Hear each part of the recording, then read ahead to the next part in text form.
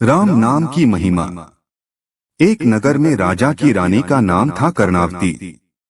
जैसा उसका नाम था वैसा ही उसका स्वभाव था। वह अपने सेवकों दास दासियों सब के साथ बड़ा मधुर व्यवहार करती, मीठे वचनों से और सम्मान सूचक संबोधन से उन्हें प्रसन्न करती। राजमहल में सफाई करने वाली एक हरिजन महिला प्रतिदिन सफाई करने के लिए आती थी। रानी साहिबा उसके साथ अपनी छोटी बहन की भांति व्यवहार और वार्तालाप करती। महारानी की पुत्री राजकुमारी नव यौवना अत्यंत ही सुंदर थी, जिस पर एक बार सफाई करने वाली हरिजन के पति की नजर पड़ गई। वह बड़ा दुष्ट प्रवृत्ति का था। उसमें सभी प्रकार के कुलक्षण थे। उसने अपनी पत्नी, जो राजमहल में जाती थी, से कहा, मेरा विवाह उस राजकुमारी से करवा दो, अन्यथा मैं अन्न जल छोड़ करके उसके प्यार में मर जाऊंगा। हरिजन पत्नी ने उसको बहुत डांट लगाई और समझाया, राज परिवार को यदि तुम्हारी इस बात का पता चल गया तो वे तुम्हें फांसी पर चढ़ा देंगे, मृत्यु दंड देंगे, और मेरे इन बच्चों का क्या होगा। उस दुष्ट ने कहा, राजा मारे या ना मारे, लेकिन मैं उसके प्यार में मर जाऊंगा। वह बेचारी क्या कर सकती थी। दूसरे दिन रानी कर्णावती की नजर उसके उदासीन चेहरे पर पड़ी। उसने दासी के साथ उस सफाई कर्मी को अपने महल में बुलवाया और कहा, बहन उदास क्यों है? क्या संकट है तेरे पर? उसने बेचारी ने रोते हुए रानी जी से कहा, रानी साहिबा जी, मैं आपको नहीं बता सकती, इतना घोर संकट है कि मैं आपके साथ जबान से बयां भी नहीं कर सकती। ऐसा कहते हुए वह खूब रोने लगी। रानी ने उसको अभय दान देकर धैर्य बंधाते हुए कहा, जो कुछ भी है तुम मुझे बता दो। वह रोती हुई अपने दुष्ट पति की सारी करतूत बता दी। रानी ने हंसकर कहा, तू सारा फिक्र छोड़ दे, तेरे पति को मेरे पास भेज दे। मैं अपनी राजकुमारी का विवाह उस हरिजन से कर दूंगी। उसे ऐसी अनहोनी बात पर विश्वास तो नहीं हो रहा था, फिर भी उसने अपने पति को रानी साहिबा की बात कह दी। वह बहुत ही आनंदित होकर के महल में गया।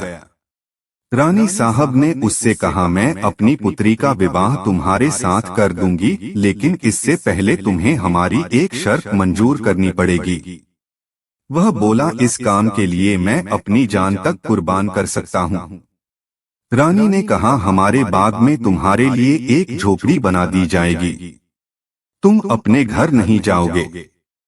जैसा भी राजमहल से रुखा सूखा भोजन मिले वही भोजन तुम्हें करना होगा। दिन और रात राम राम राम राम राम के नाम का जप करना पड़ेगा 6 महीने तक। उसने कहा, महारानी जी, मैं जीवन भर तक कर सकता हूँ। रानी जी ने कहा, नहीं नहीं, तुम 6 महीने तक ऐसा करोगे तो पवित्र हो जाओगे, तब हम अपनी राजकन्या का विवाह तुम्हारे साथ कर देंगे। यह काम तुम कल से ही शुरू कर दो। रानी साहिबा की तरफ से सारी व्यवस्था कर दी गई। कालू भी अपनी शर्त के मुताबिक बड़ी लगन से राम राम राम राम राम नाम का जप करने लगा। उसको भोजन भी बहुत ही कम मात्रा में दिया जाता था। राम नाम के प्रभाव से उसका मन पवित्र होता गया। राम नाम के प्रभाव से उसके आसपास का वातावरण भी प्रभावित हो गया। लोग उसके दर्शन करने के लिए आने लगे। दर्शनार्थियों की भीड़ जुटने लगी। कुछ ही महीनों में उसका मन एकदम पवित्र हो गया। उसके अंदर का भंगीपना मर गया। एक दिन रानी साहिबा अपनी राजकन्या को लेकर के उसके पास आई और बोली, कालू जी, मैं अपने वचनों पर राजकुमारी का विवाह आपके साथ करने के लिए तैयार हूँ। कालू ने हाथ जोड़कर रानी साहिबा को साष्टांग प्रणाम करते हुए कहा, रानी साहिबा जी, मुझे क्षमा कर दो, मैं बहुत नीच हूँ जो इस प्रकार के दूषित विचार रखता हूँ। माता जी, आप मुझे क्षमा कर दें। यह राजकुमारी बाईसा जी भी मुझे अपनी माँ के समान लगती है। प्रिय सज्जनों, यह मात्र कहानी नहीं है। मन में कभी भी दूषित विचार आते हों, मन मलिन होता हो, मन में किसी प्रकार का विक्षेप आता हो, आप इस प्रयोग को करके देख लीजिए। आपका मन पवित्र हो जाएगा। घर में किसी सदस्य से किसी बात पर झगड़ा फसाद हो जाता हो, तो श्री राम जय जय राम का कीर्तन करके देख लीजिए, सब विवाद समाप्त हो जाएंगे।